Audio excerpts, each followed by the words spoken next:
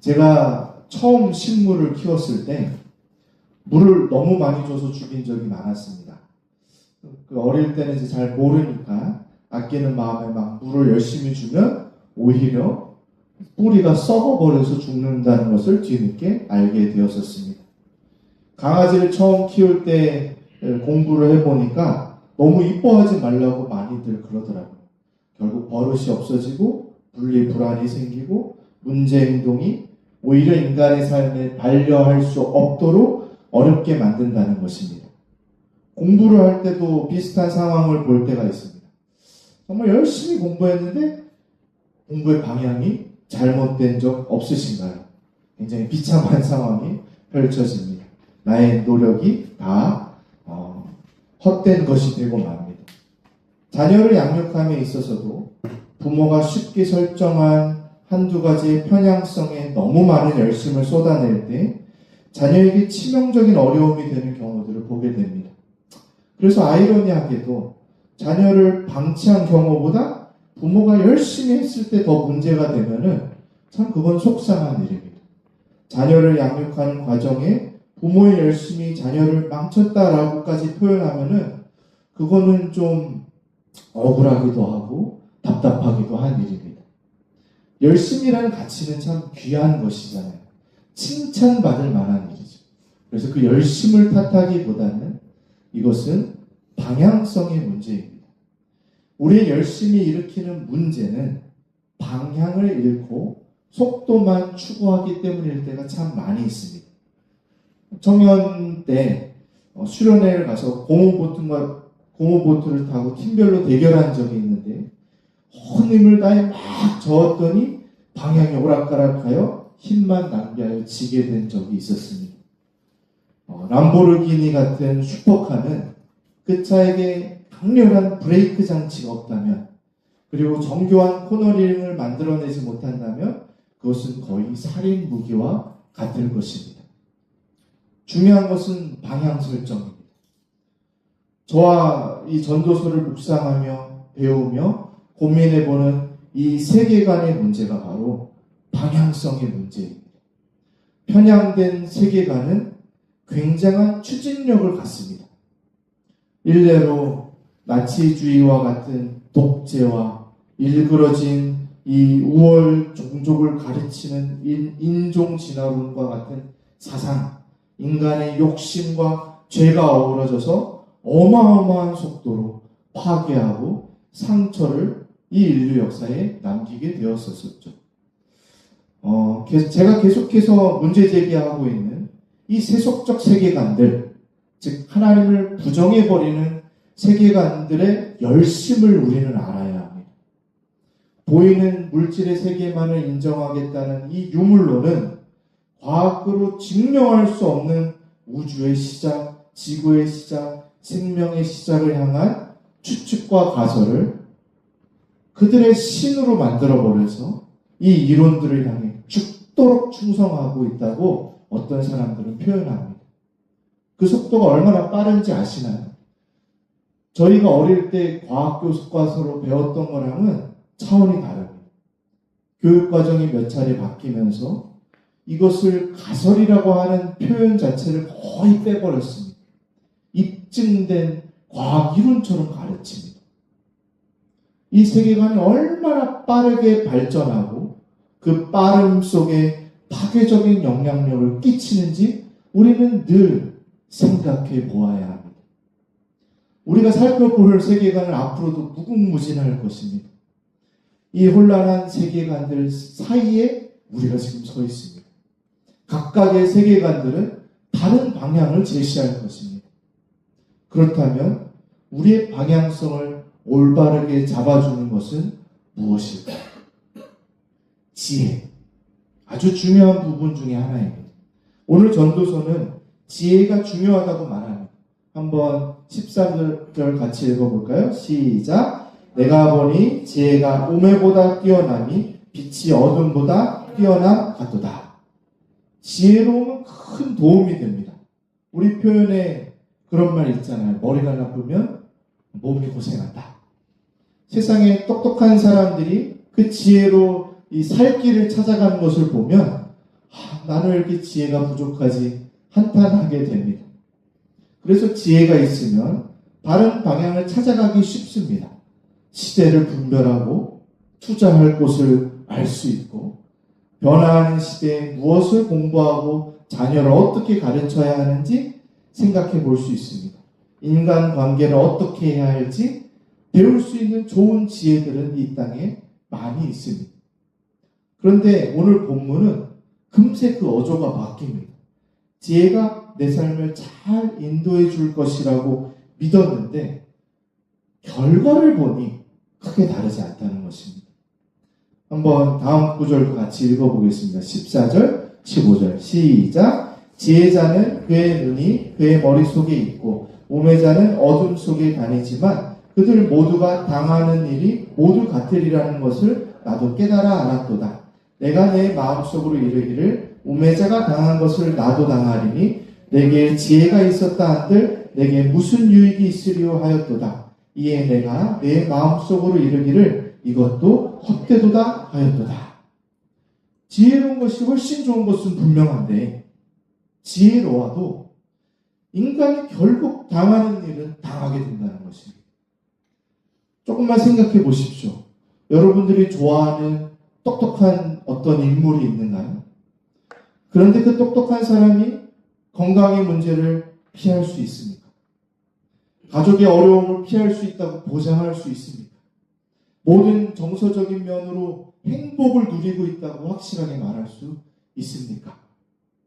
사람 사는 내용은 크게 달라지지 않더라는 것입니다. 결국에 당할 일을 그 내용을 16절에 분명하게 말합니다. 16절 한번 같이 읽겠습니다. 시작. 지혜자도 우매자와 함께 영원하도록 기억함을 얻지 못하나니 후일에는 모두 다 잊어버린 지 오래일 것이니라. 오라 지혜자의 죽음이 우매자의 죽음과 일반이로다. 이 땅의 지혜조차도 무색하게 만드는 인간의 한계가 바로 죽음입니다. 죽는다는 것은 이 한계는 인간을 가장 취약하게 만들어버립니다. 죽음 앞에서 우리는 깊은 허물을 느낍니다. 어차피 죽으면 끝 아니야?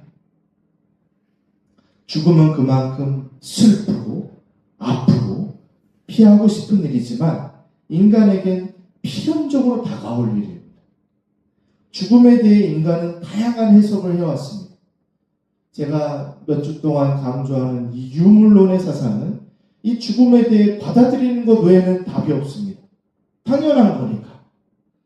운이 좋으면 오래 살고 어려움이 좀 덜하고 운이 나쁘면 괴롭게 살거나 짧게 살다 죽어버립니다. 이 유물론의 이 과학 발전은 유전자 편집이니 인조 장기의 개발이니 뉴럴 링크를 통해서 막 온라인 디지털 세상에서라도 누릴 수 있는 영생의 삶을 지금 꿈꾸며 나아갑니다. 그러나 그것에 대해 윤리적인 문제들을 묻는 사람들도 많이 있고 또 더 나아가 그렇게 해서 누리는 영생의 삶의 의미와 정말 즐거움은 무엇일까 고민하게 되기도 합니다. 다양한 종교가 죽음에 대해 답을 내놓기도 합니다. 잘 아시겠지만 불교 같은 곳은 윤회, 자기가 살았던 삶의 가치에 따라 다시 태어나 산 것이라고 얘기합니다. 대부분의 종교는 내가 살았던 삶에 대한 결과로서 누리게 되는 내세, 천국과 죽음에 대해 말합니다. 그럼 복음은 이 다른 종교들과 무슨 차이가 있을까요? 중요한 부분입니다. 모든 종교는 인간의 됨됨이 내가 어떻게 살았는지 그걸로 인해 얻게 되는 자격을 통해 이 내세를 얻어내야 합니다. 그런데 복음은 인간 스스로 할 수 없었던 구원의 길을 하나님이 은혜로 선물로 주신다고 가르칩니다. 어린이 찬양에서 고백하듯 돈으로도 못 가요. 지혜로도 못 가요. 하나님 나라. 하나님의 은혜로 거듭나고 믿음으로 고백하는 사람 누구나 좀 지혜롭거나 상대적으로 좀 모자라도 똑같이 이 복음이 설명하는 죽음 앞에 그 구원의 길은 은혜로만 주어진다라고 말하고 있습니다. 이 기독교 세계관은 몇 가지 부분에서 우리를 겸손하게 만듭니다. 첫째, 우리가 죄인이라는 것을 인정해야 합니다. 모두가 하나님의 기준에 실패한 인생이라는 것을 깨닫지 못한다면 이 복음을 온전히 받아들일 방법이 없습니다. 철저히 실패한 인생을 인정한 사람에게만 복음이 의미가 있어집니다. 나는 어떤 자격과 내가 훌륭함으로 또는 지혜로워서 이 구원에 이른 것이 아니라 하나님이 은혜를 주셨구나를 깨달아야 합니다. 두 번째, 그래서 내 편에서 내세울 게 없어집니다. 저 사람보다 도덕적이다. 그런 기준으로 천국 못 갑니다. 내가 저 사람보다는 좀 지혜롭지. 나는 더 성실하게 살았잖아. 그것이 구원의 기준이 아니기 때문에 때로는 천국이라는 것은, 구원의 공동체라는 것은 저 지질이 또 못나 보이는 사람과 같은 처지에서 있는 것을 받아들여야 합니다. 내가 누구와 비교해도 하나님 앞에서 똑같이 기준에 이룰 수 없는 실패한 인생이라는 것을 깨달아야만 우리는 이 구원의 은혜 앞에 겸손하게 설 수 있습니다. 아인슈타인이 이 인류 역사에 기억되고 있다 한들 아무것도 내세울 것 없었던 그냥 그저 그런 인생과 그 끝이 무엇이 그렇게 다릅니까? 그래서 저는 성경이 제시하는 이 기독교 세계관을 믿음으로 받습니다.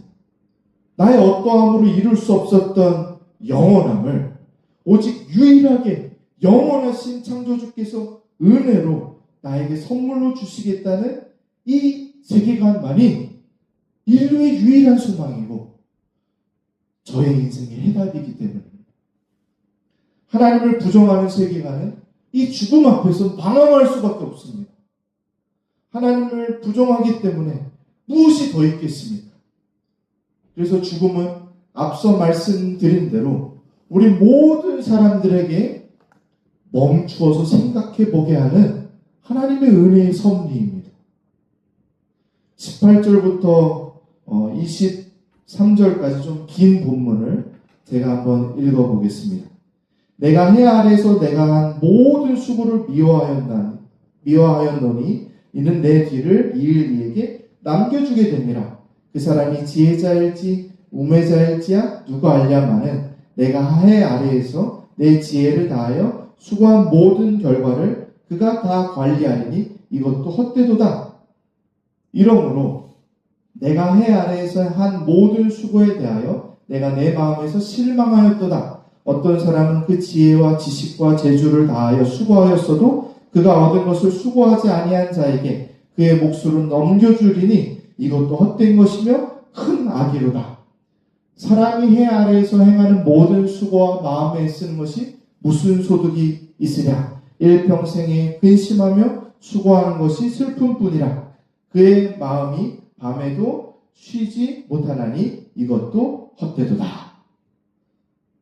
내가 이뤄낸 것이 전부라면 죽음은 그 끝에서 너무 허무해집니다. 언젠가 이것을 내가 한 모든 것을 내 뒤에 사람들에게 전달해 주고 갈 수밖에 없는데 영 못 믿었고 아쉬울 수밖에 없다는 것이죠. 글쎄요, 아직 우리에게 와닿지 않을지도 모릅니다. 아직 우리는 앞선 분들이 남겨줄 것을 기대하고 있는 처지에 있을지 모르지만 우리가 정말 수고하여 삶을 살아내 남겨주게 될 때 나의 공든 탑이 넘겨주어 무너지게 되는 꼴을 상상하는 것은 참 괴로운 일입니다.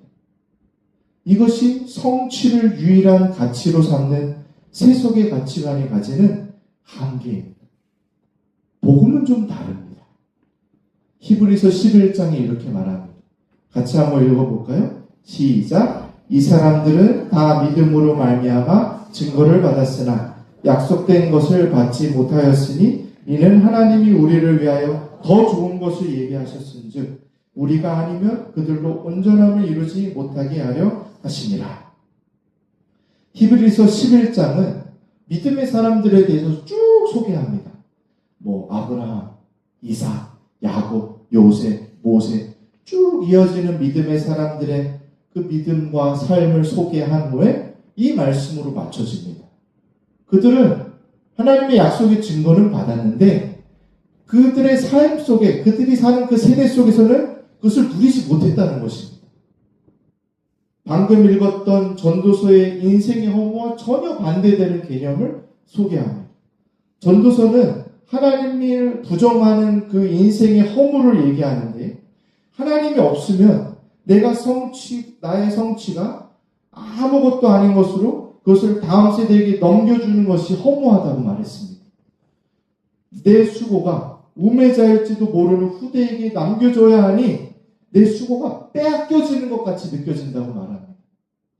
그런데 하나님을 믿는다면, 하나님을 인정한다면 내가 수고하고 믿고 헌신하며 살았던 그 삶이 내 삶에서 다 누려지지 않았을지라도, 내가 그것을 경험하고 살고 있지 못할지라도 하나님의 영원한 시간표 안에 나를 통해 다음 세대로 이어져서 나에겐 또한 영원의 삶 가운데 누려져서 다 약속대로 이루어질 것이라고 믿는다는 것입니다. 그 세계관에 죽음 앞에 허무가 없습니다. 내가 바랄 수 있는 최선보다 하나님은 더 좋은 것을 예비하셨다고 기독교 세계관은 가르칩니다. 그래서 우리 교회가 이 다음 세대를 위해 부름받은 이 길은 너무나 복된 길이라고 저는 믿습니다. 우리에게 약속하신 바는 우리들의 자녀들 안에서 약속대로 반드시 이루어질 것입니다. 오늘은 스승의 주일입니다. 저는 박정규 목사님을 중1 나이에 만났습니다. 예인이와 하영이 나이 때였죠. 그리고 목사님과 여행도 많이 다녔고 맨날 교회에서 어릴 적부터 라면 끓여 먹고 김밥 시켜 먹고 짜장면 시켜 먹고 농담하고 때론 꾸지람을 받기도 하고 격려를 받고 말씀을 배우고 공동체를 배우고 바른 신학을 배우며 그렇게 자라났습니다. 돌아보면 이런 관계는 정말 없다라고 생각이 듭니다. 목사님께서 결혼할 때에도 목회적으로 건면도 해주시고 사랑으로 도우시고 주례도 해주셨습니다. 신학하려고 하는 그 일에서도 그 건면도 해주시고 어려울 때마다 함께 해주셨습니다. 그리고 그렇게 목사님의 사랑으로 전수받은 저의 삶은 스승의 자랑이 되길 바라며 오늘도 목회의 길을 소명으로 알고 감당하고 걸어가고 있습니다. 누군가는 박 목사님의 삶을 보고 미련하다고 할지 모릅니다. 무엇이 남았는가? 물질적으로 무슨 성취를 이루었고 어떤 게 남았는가? 성공의 관점에서 도무지 보이지 않을지도 모릅니다. 그런데 저는 저의 인생이 믿음의 눈 가운데 결코 그렇지 않다고 믿습니다. 저에게 목사님의 삶은 걸음이 되셨고 사랑이 되어서 이 히브리서가 전하고 있는 우리를 통해 이루어질 온전함이 박 목사님의 삶과 가르침과 헌신 속에 이어져 가고 있다고 믿습니다.